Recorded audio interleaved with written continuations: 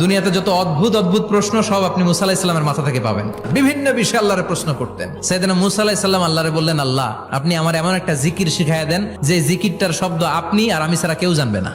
দিনে রাতে সব সময় এই জিকির আমি করব, আপনারে ডাকবো, কিন্তু শর্ত হলো এই জিকিরটা জানবে শুধু আপনি আর জানবো শুধু আমি। আল্লাহ বললেন, মুসা পড়ো লা ইলাহা ইল্লাল্লাহ।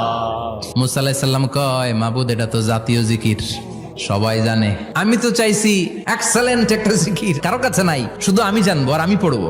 আল্লাহ বললেন, মুসা এই লা ইলাহাকে যদি এক পাল্লায় রেখে দাও, তাম বিশ্ব, 7 আকাশ 7 জমিনটারে তুলে যদি তুমি আরেক পাল্লায় রেখে দাও, লা রাজাহাত কাফাতু লা ইলাহা ইল্লাল্লাহ, মুহূর্তের মধ্যে লা ইলাহার পাল্লা ভারী হয়ে যাবে। ও মুসা, তুমি যতই এক্সক্লুসিভ জিকির চাও, লা ইলাহার চেয়ে দামি জিকির আমার কাছে নাই।